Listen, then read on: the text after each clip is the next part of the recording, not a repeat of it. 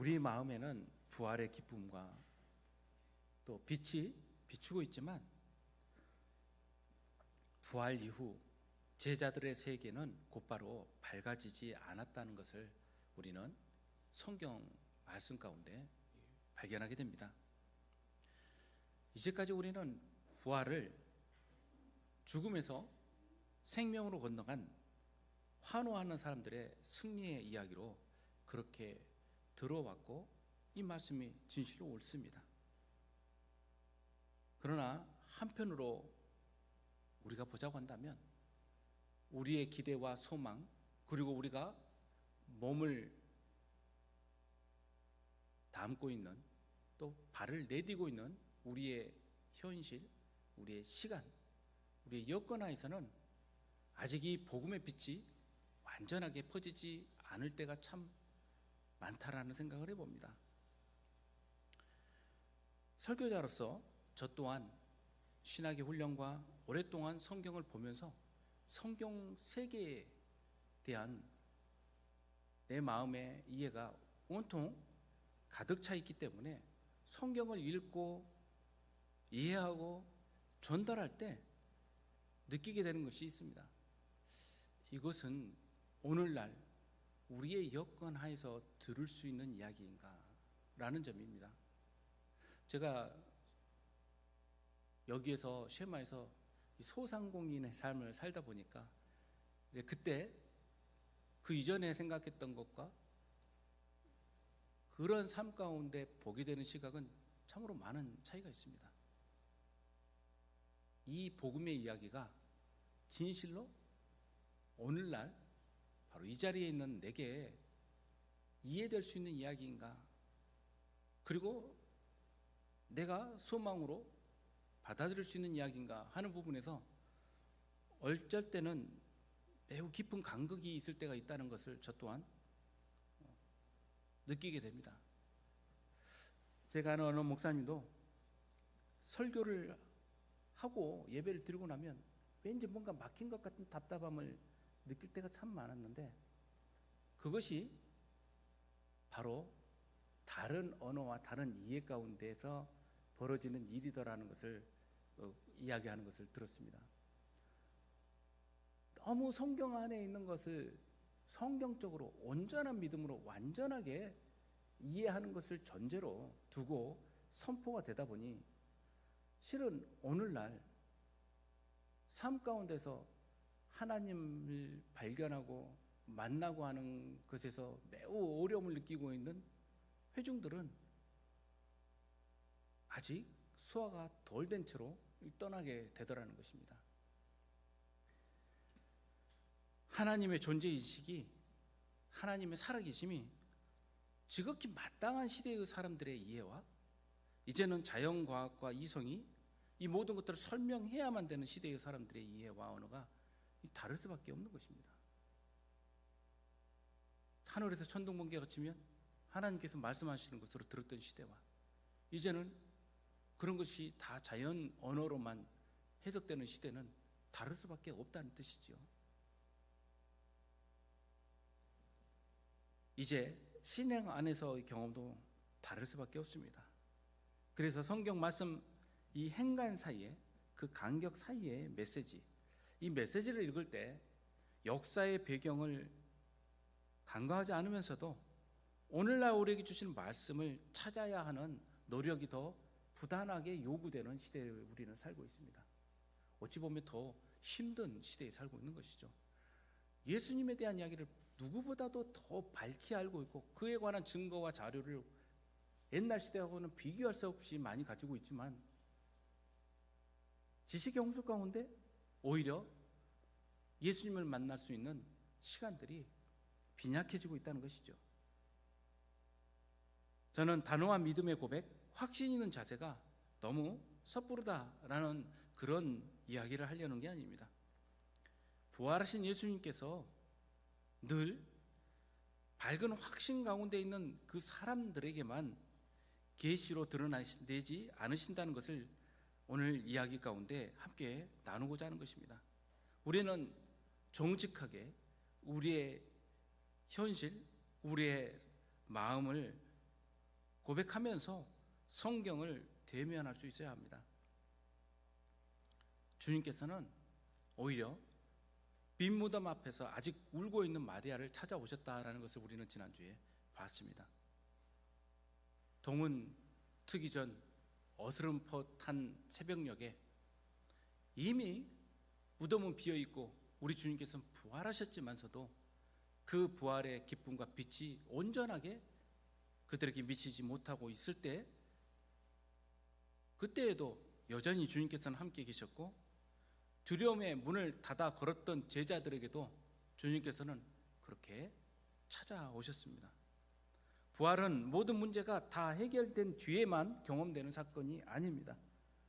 부활하신 주님은 빈 무덤의 소식을 듣고도 여전히 상실 가운데 있는 사람들, 아직 이해하지 못하는 사람들, 마음이 무너져서 길을 걷고는 있지만 천천히 걷다 못해서 거의 멈춰선 사람들에게도 그렇게 찾아오셨습니다. 오늘 저는 부활이 왔지만 아직 상처와 상실을 통과하고 있는 사람들에게 찾아오시는 주님의 동행과 초대의 자리로 함께 가고자 합니다.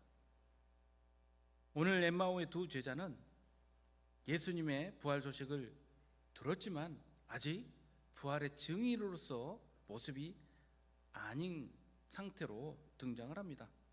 이들은 부활의 소식을 맞이하여 해서 기쁨 가운데 그렇게 환호하며 가고 있는 사람들이 아닙니다. 이미 부활 소식이 전해지고 시간이 지나고 있는 상태입니다.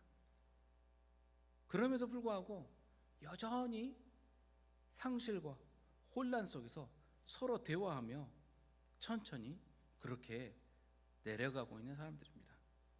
그들의 입에서 나오는 말은 확신에 찬 믿음이 아니라 상처의 기억입니다.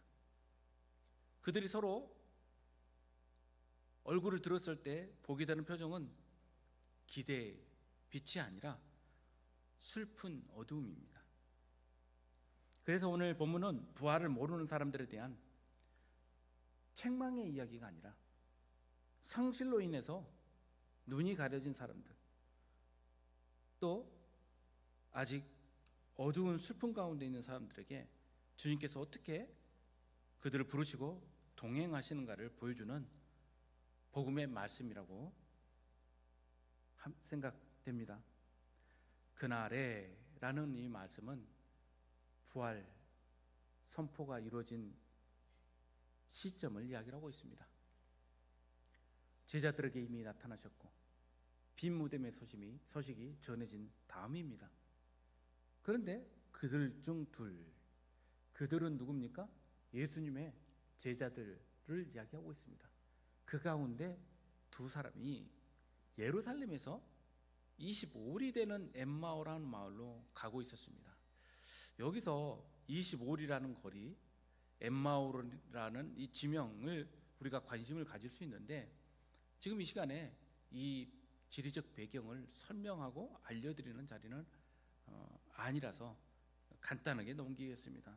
여기서 25리라는 부분을 학자들은 대략적으로 한 12km 정도 떨어져 있는 60스타디아의 거리를 가지고 있는 거리로 이해를 하기도 합니다.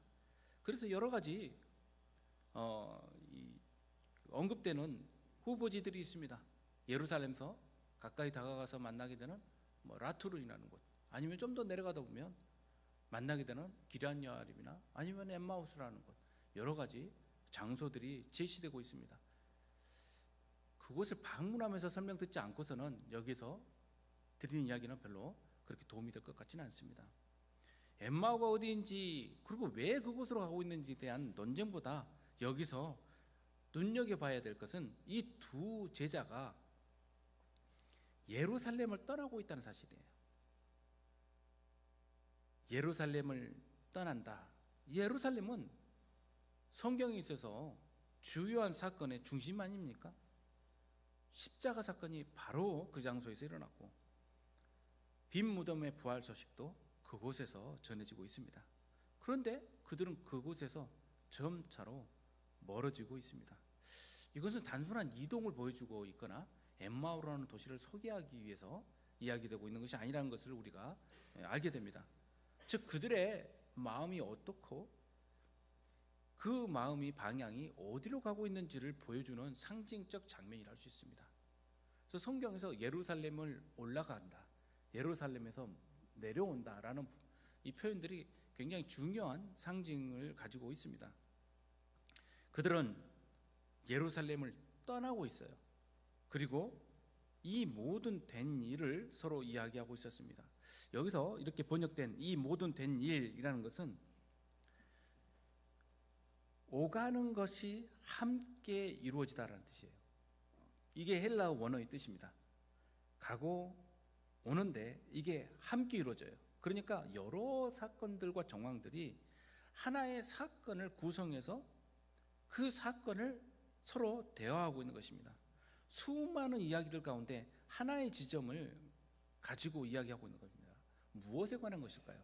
예수님의 죽음의 사건, 그리고 부활로 결정 내려지는 그 중심적입니다. 그런데 이야기는 나누지만 그 두 제자는 더 이상 기대가 없습니다. 희망이 무너진 상태라는 것을 우리가 알 수가 있어요. 그 뒤에 연거푸 나오는 표현 때문에 그렇습니다. 눈이 가려진 상태고 슬픈 빛이 그들 가운데 가득하고 그들의 걸음은 멈춰 서게 됩니다. 이야기가 서로 이루어지는데 이 이야기는 반복적입니다. 계속 그 이야기 둘리 가운데서 맴돌고 있다는 뜻이죠. 이야기가 다시 나열되고 또다시 나열되면서 서로 간에 이 뜻이 무엇인지를 계속 되묻고 있습니다. 이해하지 못하기 때문입니다. 이 이해를 가로막는 게 무엇일까요? 그들이 이야기하고 서로 문답을 하는데 예수님께서 가까이 오셨지만 알아보질 못합니다. 여기서 알아보지 못한다는 것은 누군가 오는 것을 인기척을 못 느낀다는 뜻이 아니죠. 그분이 누군가를 정체성을, 그 정체를 깨닫지 못하고 있다는 것이죠.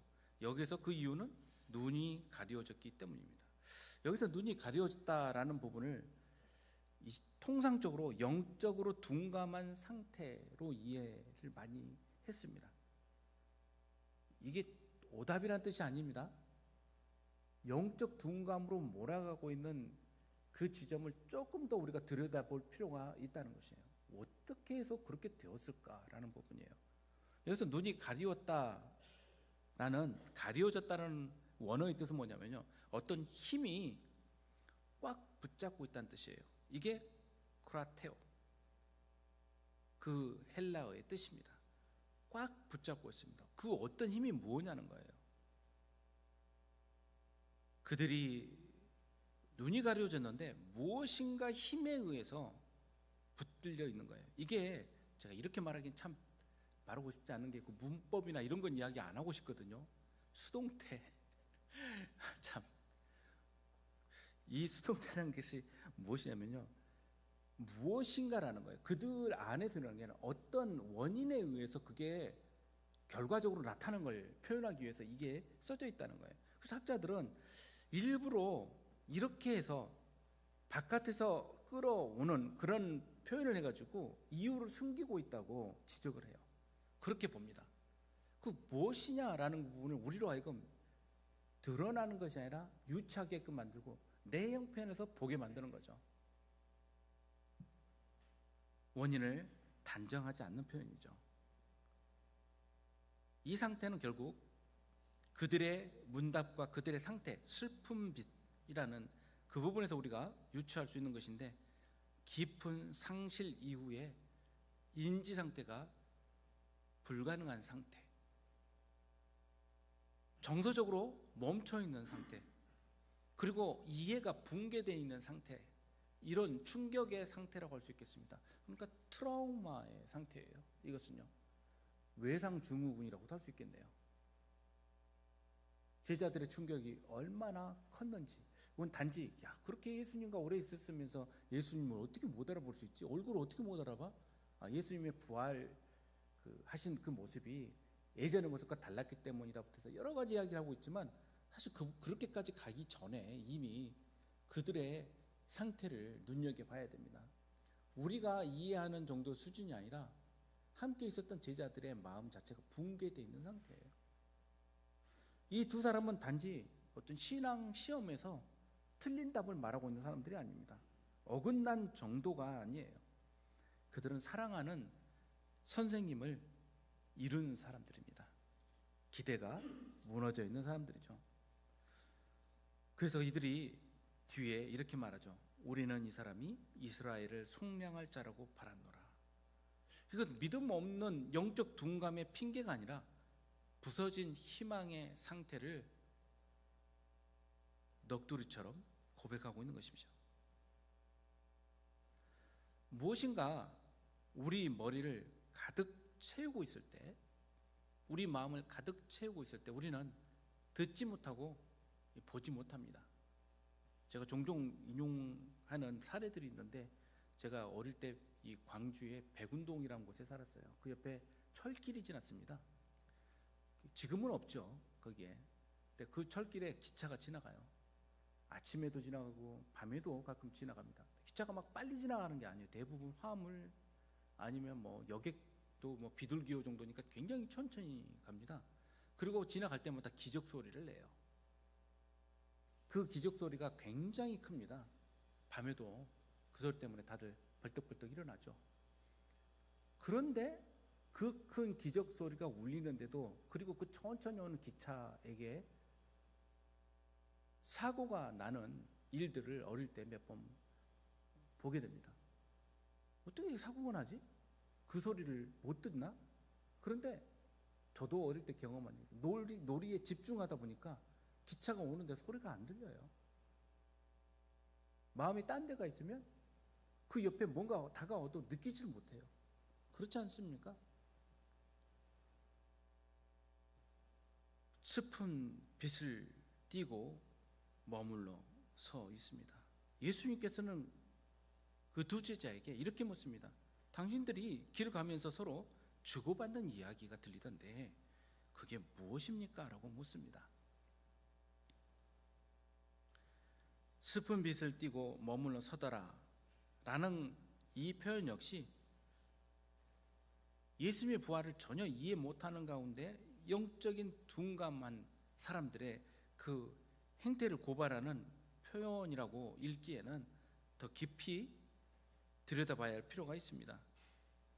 희망이 고갈된 사람들의 느린 걸음, 산산조각난 그 조각들 가운데 서 있는 장면, 몸은 아직 길 위에 있지만 그 마음은 더 나아갈 힘을 잃은 상태에 있는 사람들, 넋이 빠져 있는 사람들의 모습입니다.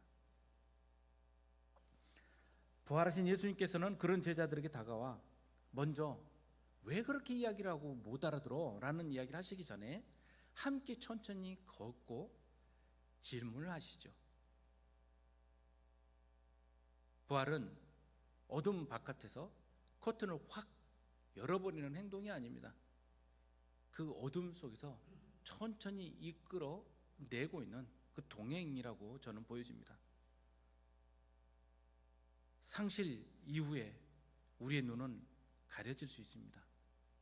예배를 드리면서도, 말씀을 들으면서도 멍할 수도 있습니다. 그리고 부활절을 지나도 우리 마음은 여전히 부활이 아직 오기 전에 그 성토요일의 자리에 머물러서 있을 수 있습니다. 중요한 것은 그 상태 자체를 책망하는 것이 아니라 그 상태 가운데에도 우리와 함께 동행하시는 주님을 바라보는 것이죠. 그들은 걷고 있었지만 사실상 멈춰 있는 상태죠. 상실이 깊을수록 사람들은 그렇게 됩니다. 주님은 잘 믿는 사람들에게만 찾아오시는 분이 아닙니다. 마음이 잘 정리된 사람들, 감정이 다 수습된 사람들에게만 그렇게 찾아오시는 분이 아닙니다.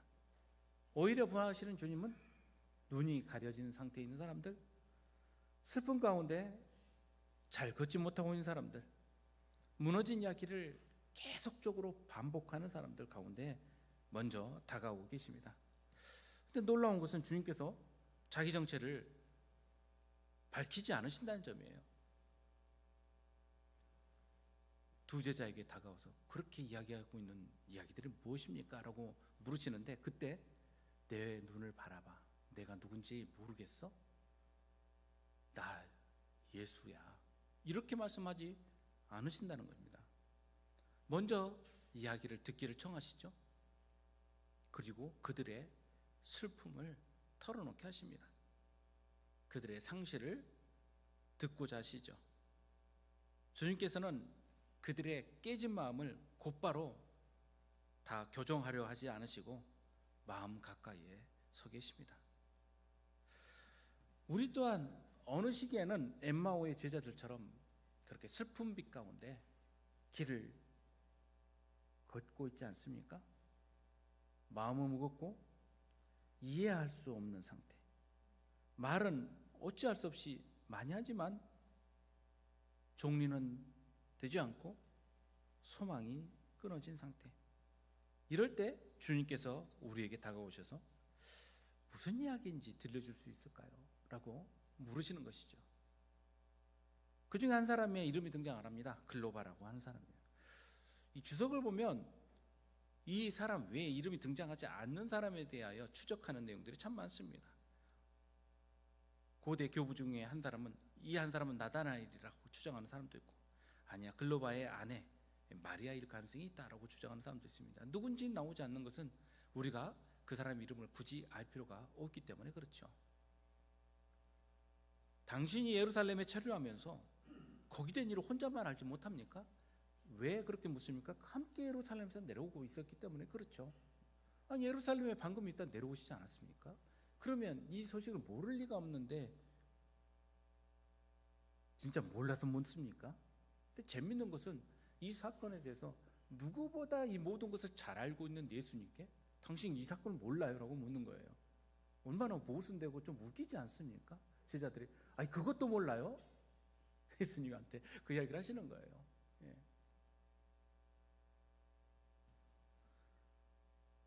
그래요? 무슨 일입니까 대체? 여기서 무엇이냐라고 묻는 포이오스라는 헬라어는 어떤 종류, 무엇에 관한 이란 뜻입니다. 그렇게 이야기들 하고 있는데 그 대충 무슨 이야기인지는 알겠는데 그건 무엇을 말하는 건데요? 라는 것이죠. 이거에 다 나자렛 예수님에 대한 이야기예요. 그분이 하나님 모든 백성 앞에서 말과 일에 능하신 선지자이십니다. 여기서 우리가 선지자라고 이야기했다 해서 이들의 이해가 제한적이라고 단정할 필요는 없습니다. 단 그때 유대인들의 이해 가운데 가장 메시아에 대한 정확한 표현이 바로 이 표현일 수 있기 때문에 그렇습니다. 이러한 분을 대제사장들, 관리들이 사형 판결에 넣어주어 십자가에 못 박았습니다. 누구 때문에 죽었다는 이야기예요? 대제사장과 이 사두개파 사람들, 이 사람들이 모두 로마를 이용해서 로마의 힘으로 로마가 죽인 것처럼 꾸몄지만 백성들은 이미 다 알고 있습니다. 그들이 죽였다는 것을요. 그런데 중요한 것이 있습니다.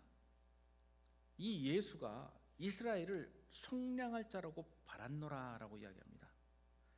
우리가 바란노라라는 부분을 이 성서학자들은 이렇게 표현을 하더군요. 복음서에서 가장 무거운 과거 시제. 이것도 좀 어렵게 들려서 좀 말하기가 좀 그렇습니다.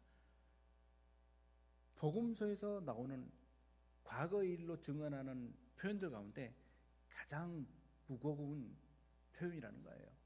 우리가 바란노라라는 것은 사실 복음서에 나오는 과거형의 이야기들이 아니라 과거의 사람들이 과거형으로 이야기하는 내용이 아니라 오늘날 우리들 또한 이렇게 대화하고 있을 때가 많지요. 성경은 그런 이야기 아니에요? 아니었어요? 라는 이미 지나가 버린 사건처럼 이야기할 때가 있지 않습니까? 속량, 여기서 말하는 이 속량이라는 단어는 구약 성경 레위기에서는 회복을 뜻합니다. 해방을 뜻하죠. 무엇인가 대가를 지불해서 찾아오는 것을 말하고 있는 것 아닙니까? 그러니 이스라엘을 구원하실 분이다 라고 그들은 기대했다는 것입니다. 이것을 단지 정치적인 표현이라고만 이해하면 또 안 됩니다. 우리 민족을 구원하실 분인데 라고만 제한적으로 이해할 필요는 없습니다. 여기서 말하는 이 이스라엘을 속량한다라는 것은 개개인의 구원을 이해하는 표현이라고도 저는 들려집니다. 우리는 그분에게 모든 것을 걸었습니다. 그런데 아직 우리에게는 이렇다 할 밝은 소망이 떠오르지 않습니다. 다 끝난 것처럼 보이네요 라는 것이죠.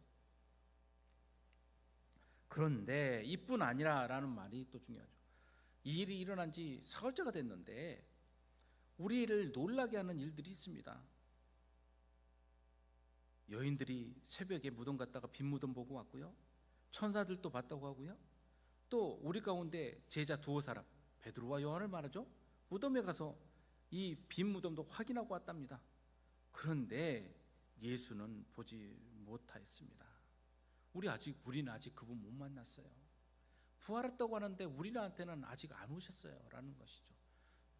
참 재밌지 않습니까? 이미 예수님과 동행하는데 보지 못하고 듣지 못하고 예수님과 동행하고 있지 않다라고 여기고 있는 겁니다. 무엇에 가려서요? 상실에 가려서요. 우리 눈을 가리워서 우리와 함께 동행하시면서 묻고 계시는 예수님을 못 알아보고 있는 그런 때가 얼마나 많습니까? 이미 부활 소식은 울려 퍼져 있는데 그 소망이 우리의 소망이 나의 소망이 되지 못할 때가 얼마나 많습니까? 그냥 성경에 있는 이야기, 교회에서 가르치는 이야기 정도로만 이해되는 그럴 때가 얼마나 많습니까? 부활의 감격은 부활 소식으로 이루어질 수는 없어요. 무엇으로 이루어집니까?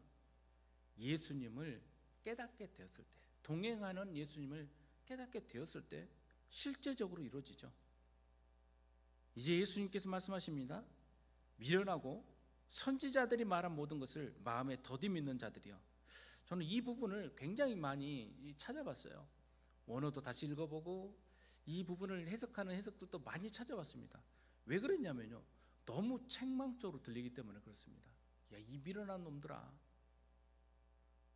그리고 그렇게 믿음이 없어, 이렇게 들리기 때문에 그렇죠. 우리 그렇게 읽어오지 않았습니까? 그런데 여기에서 이 원어를 쭉 읽으면서 이해되는 것은 번역이 조금 세다라는 생각을 하게 됐어요.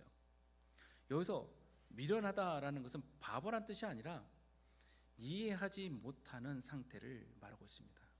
아노테토스라는 단어인데요, 이 단어 또한 디도서에도 3장 3절에 보면 우리도 이전에는 어리석었습니다 라고 말했을 때 이 표현이에요. 우리도 이전에는 어떤 때예요? 예수님을 알아보지 못할 때는 이와 같았습니다 라는 표현을 할 때 등장하는 단어가 바로 이 단어예요.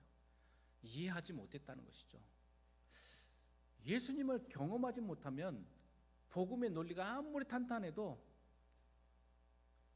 이해를 못하는 거예요. 그렇지 않겠습니까? 그리고 이 원래의 여기서 말하는 더디 믿는다라고 해서 이 더디다라는 것은 말 그대로 느리다는 뜻이에요. 무엇이 우리를 느리게 만듭니까? 무엇이 믿는 일에 있어서 우리를 재빠르게 행동하지 못하게 만듭니까? 그것은 예수님을 알아보지 못하기 때문에 그렇죠. 문제는 너희가 믿지 못해서야 라는 것은 이 앞부분에 이 슬픔과 상실의 대화를 모두 무효로 만들어버리는 성급한 이해라고 할 수 있어요.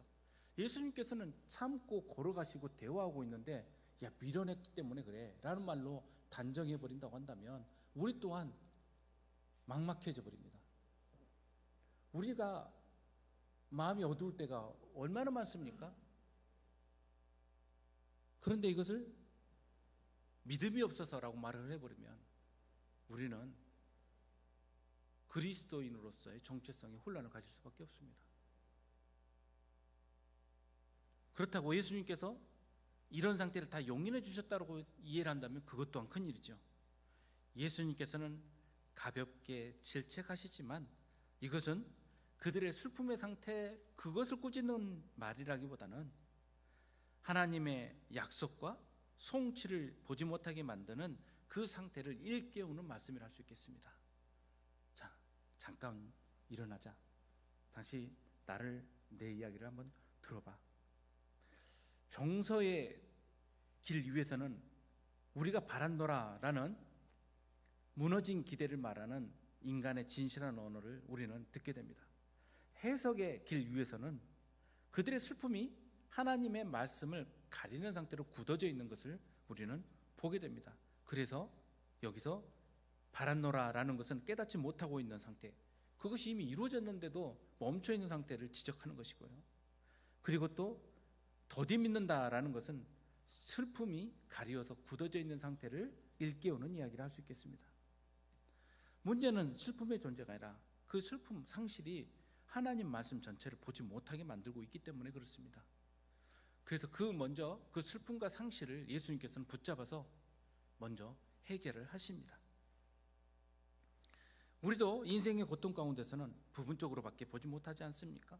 상실을 겪으면 지금 보이는 것이 완전히 모든 것이라고 생각이 됩니다. 그 경계 밖으로 나갈 수가 없어요. 그냥 끝이라고만 생각을 하는 것입니다.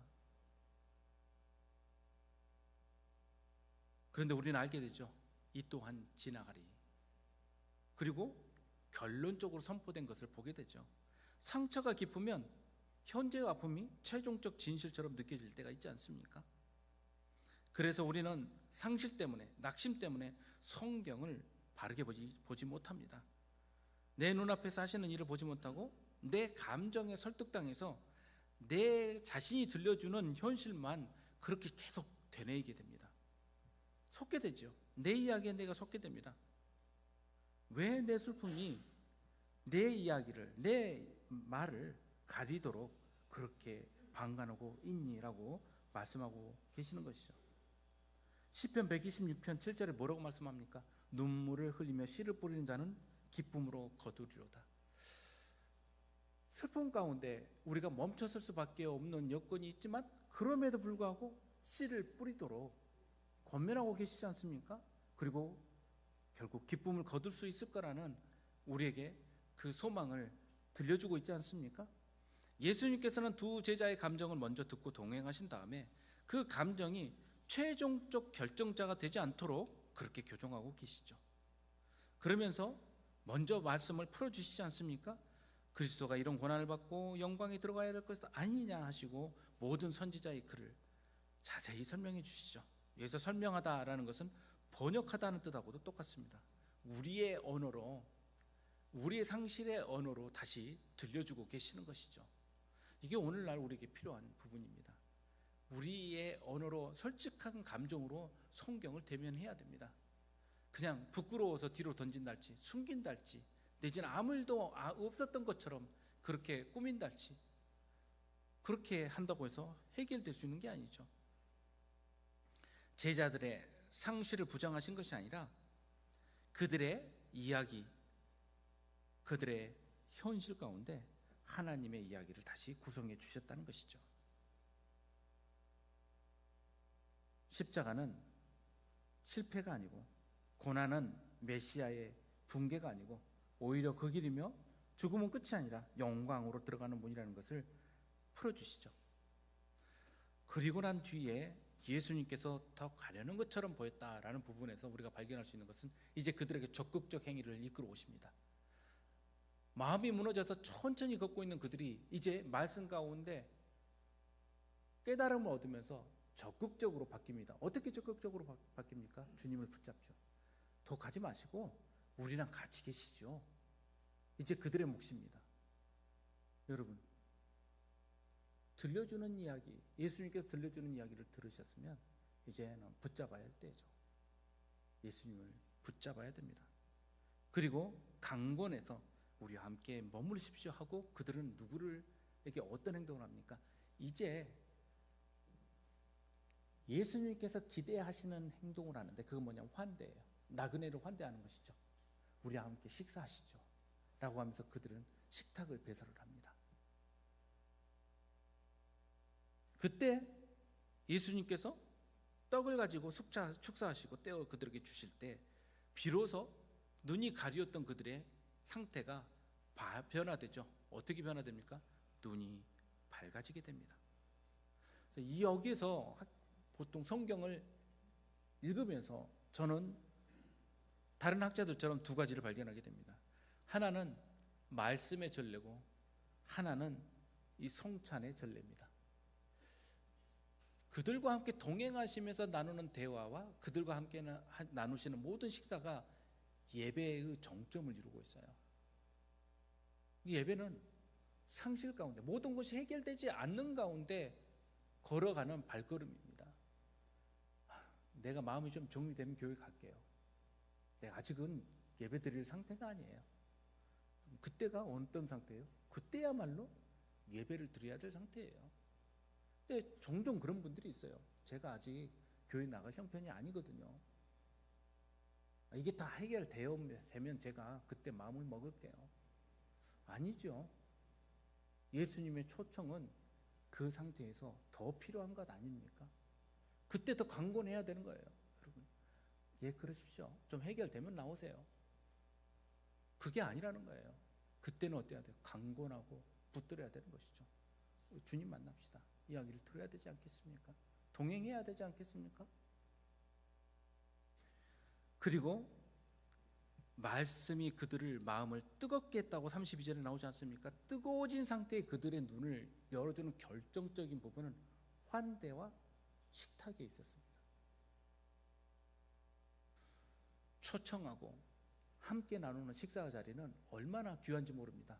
우리로 하여금 나도 모르게 내 마음에 있는 것들을 놓게 하고 나도 모르게 내 마음에 있는 것을 털어놓게 하고 나도 모르게 함께 감정으로, 마음으로, 몸으로, 행동으로 연대하게 만들죠.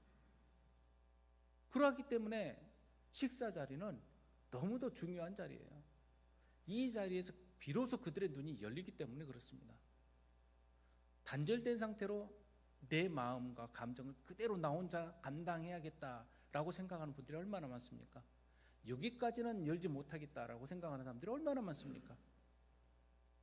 두렵죠. 이런 것이 들통날까 봐, 이런 나의 연약함이 드러날까 봐, 이 부끄러움이, 책망이 들릴까 봐 두렵지 않겠습니까? 그러나 우리는 통과를 해야 합니다.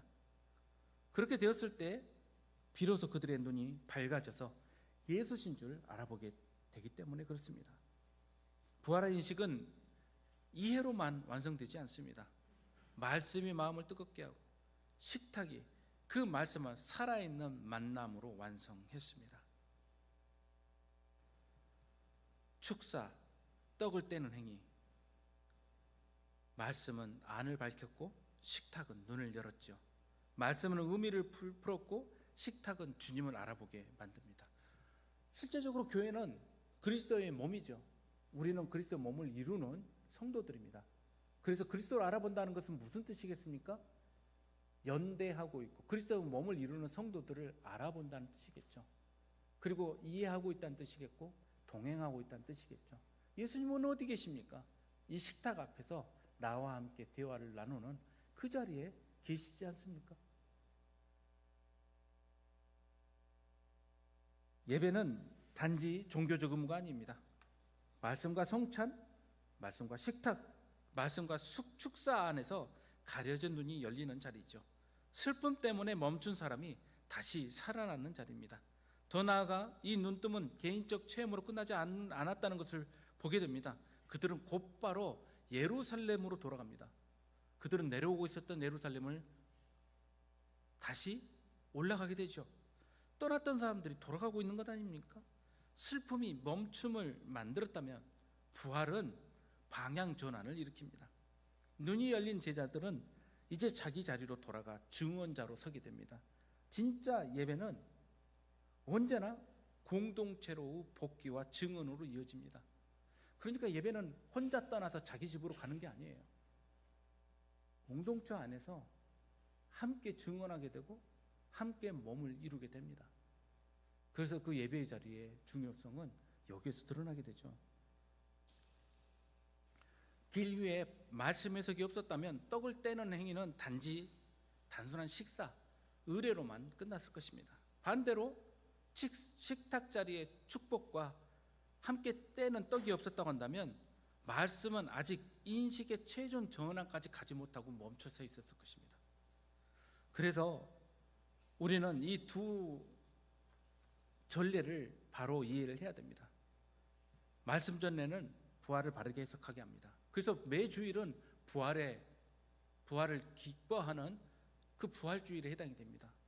왜 우리가 토요일 안식일이 아니고 이 주일날 모입니까? 부활이 최종 선언이기 때문에 그렇습니다. 축사와 떡을 떼는 식탁은 이 해석을 만남과 참여로 바꾸어서 눈을 열게 하지 않았습니까? 부활은 개인의 심리적 각성으로만 오지 않습니다. 부활의 인식은 말씀이 선포되고 주님께서 떡을 떼시고 낯선 일을 머물게 하는 환대가 이루어지는 그 예배 공동체 안에서 이루어지게 됩니다. 그래서 이 엠마오의 끝은 단지 깨닫고 흩어지는 것이 아니라 예루살렘으로 돌아오게 되는 장면으로 우리를 이끌어갑니다. 눈이 열린 제자는 자리에 머물지 않습니다. 공동체와 사명의 길로 돌아가게 됩니다.